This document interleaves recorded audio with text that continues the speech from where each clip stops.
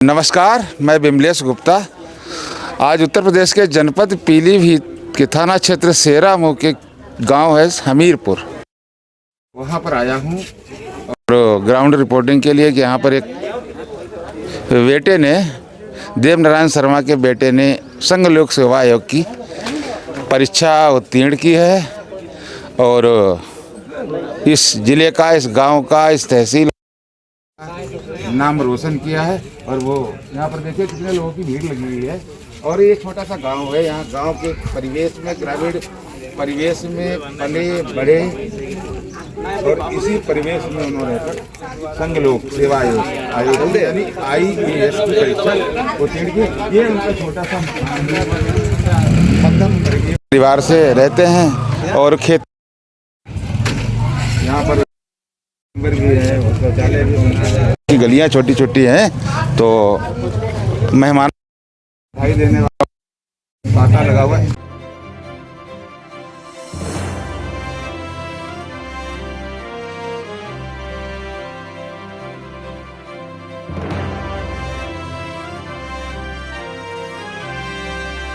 हमारे साथ आकाश शर्मा जी हैं, चलो ठीक है, जिन्होंने संघ लोक सेवा आयोग की परीक्षा क्वालिफाई की है और उत्तर प्रदेश के जनपद पीलीभीत का नाम रोशन किया है। बधाई देने वालों का तांता लगा हुआ है। हमारे केंद्र में राज्य मंत्री श्री जितिन प्रसाद जी ने भी बधाई दी है। तो हम उनका मिलने आए हैं, उनसे परिचय प्राप्त करने आए हैं कि आपने ये सब मध्यम वर्गीय परिवार में रहकर कैसे असंभव को संभव कर दिखाया। पहले आप अपने परिवार के बारे में, उसके बारे में बता दें। मेरा नाम आकाश शर्मा है और मेरे पापा का नाम देवनारायण शर्मा, माता निर्मला शर्मा है। मैं गांव हमीरपुर से हूँ, थाना सेरामऊ है और मैंने इस साल की सिविल सर्विस परीक्षा दी है जिसमें मैं पास आउट हूँ।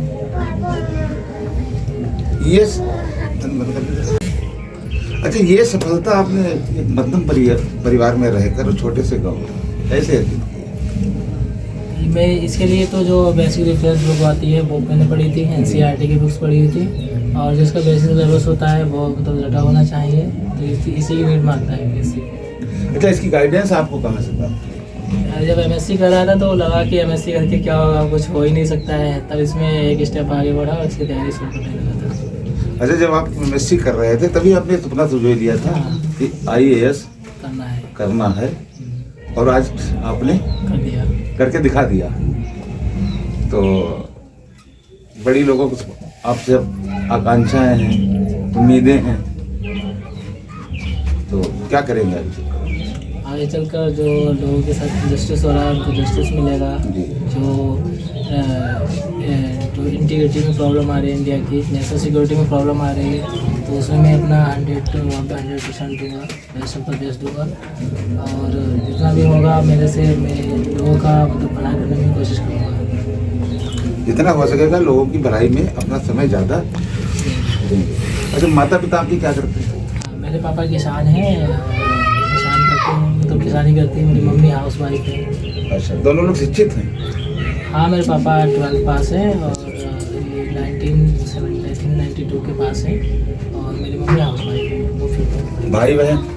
मेरा भाई LLB कर रहा हुआ है, मतलब ग्रेजुएशन है और LLB पढ़ा है, तो इस साल फाइनल है। वो आपसे बड़ा है छोटा है? छोटा है, LLB कर रहा है। बहनें? 2 बहनें हैं और 2 मेरे से छोटी हैं। आपसे दोनों छोटी। क्या नाम उनका?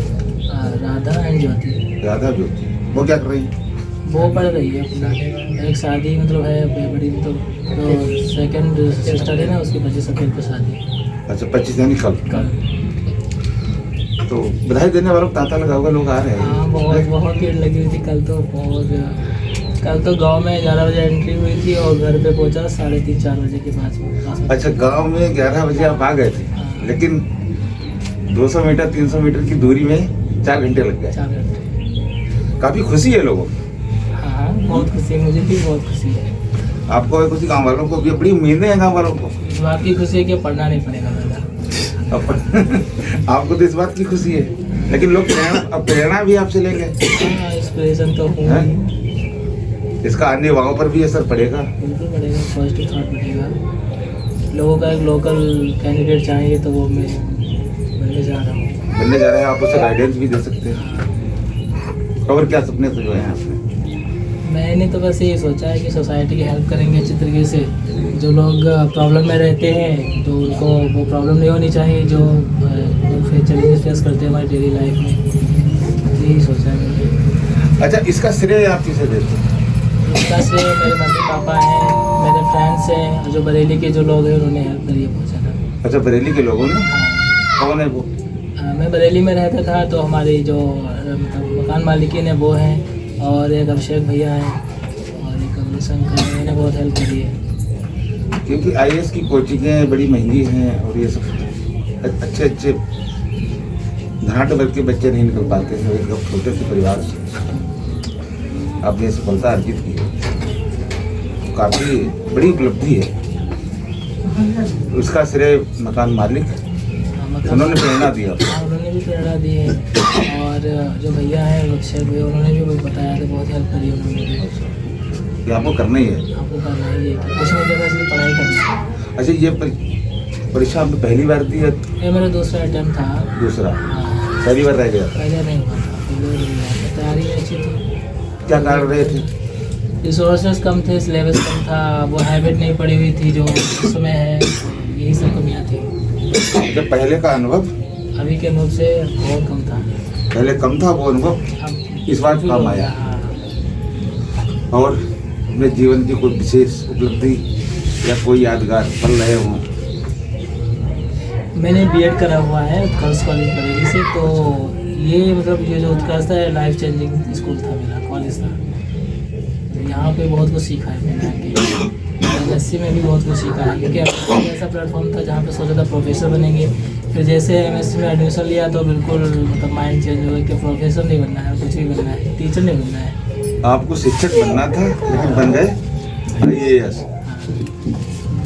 तो ये बहुत बड़ा बदलाव आया है। बहुत ज़्यादा बदलाव होता है, क्योंकि शिक्षक वैसे तो बहुत कुछ करता है सोसाइटी में, लेकिन आजकल तो खाली एक ही शिक्षक मतलब कुछ नहीं कर सकता।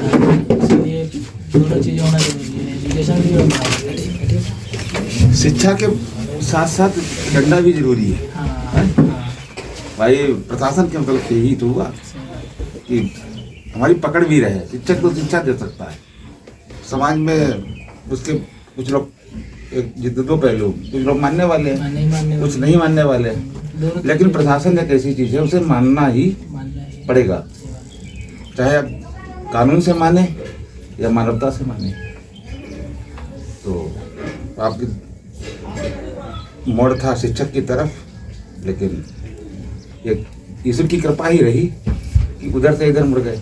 तो बीएड आपने किया था तो सोचा भी नहीं होगा? नहीं, बीएड जब कर रहा था तब बीएड से पहले ही मैं तैयारी कर रहा था कि MSc हो गई थी, उसके बाद बीएड कर रहा था। अच्छा, तो इस वजह से MSc का टाइम इसी में गया, बीएड का भी इसी में ही गया, तो उसके बाद इसी में हो गया।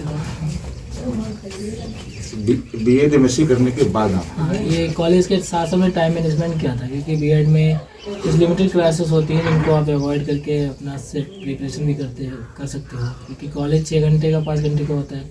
उसके बाद आपके पास 16 आवर बचते हैं, तो फिर भी आप 10 आवर बहुत अच्छे से पढ़ाई कर सकते हैं अगर सिलेक्ट करना चाहें तो। अच्छा, प्रारंभिक शिक्षा दीक्षा मेरी जो 10th की एजुकेशन है, प्राइमरी एजुकेशन है, वो हमारे गांव से ही हुई है, इसी गांव से? इसी गांव से, हमीरपुर से। और जो सेकेंडरी भी यहीं से हुई है, और हाई स्कूल और 12th ये पूरनपुर से हुआ है, आर्य पाठशाला इंटर से। आर कन्या पाठशाला, आर्य पाठशाला रेलवे स्टेशन के सामने जो है। और फिर मैंने बरेली कॉलेज से BSc और MSc करी है, फिर बीएड करा है। उसके बाद ये एमएड भी है, जिसमें मैं कर रहा हूँ हिंदू कॉलेज ऑफ मुरादाबाद से। अच्छा, प्रेजेंट में एमएड मास्टर ऑफ एजुकेशन। कभी शिक्षा में कोई व्यवधान तो नहीं आया? नहीं, मेरे पापा के हमेशा मेरे साथ रहा है, मतलब पापा का हाथ रहा है हमेशा आगे बढ़ाने का, तो उन्होंने हमेशा साथ दिया है, कभी भी शिक्षा में व्यवधान नहीं आया। तो जैसे बहुत से बच्चे हैं किसी कारण से? नहीं, पापा ने ऐसा कोई कारण ही नहीं बनने दिया, एजुकेशन से रुके। Anyhow you want to do. आज पापा की मेहनत रंग ला रही है, तो बहुत खुशी की बात है। और आकाश भैया ने IAS नेशनल लोक सेवा आयोग की परीक्षा उत्तीर्ण की है। कितने मित्र मित्र हैं, रिश्तेदार भी हैं यहाँ पर आए, सभी लोग आए हैं भैया से पीछे मिलने। मेरी मामी बैठी हुई है इधर। अच्छा, मामी इधर हैं। ये फ्रेंड जो दोस्त हैं। भाई जान भी आए, जाने में उनका कोई विशेष महत्व नहीं है, सभी ये हमारे सभी का कोलैबोरेशन है इसमें। सभी का सहयोग है, सभी लोग। अच्छा, आप भविष्य के जो आने वाले युवा हैं क्या प्रेरणा देना चाहते हैं, क्या संदेश देना चाहते हैं?